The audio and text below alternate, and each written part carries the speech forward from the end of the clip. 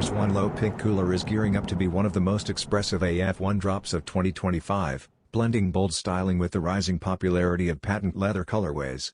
Following the hype created by Lil Yachty's AF1 and recent pairs like the pink Camo, LeBron's crown-themed build, and the upcoming Topaz Gold, Nike continues its momentum with another eye-catching design.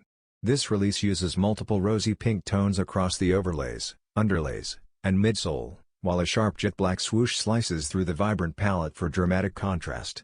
Adding an unexpected twist, the laces introduce bright aquatic hues, enhancing its standout appeal for fashion-forward sneaker fans.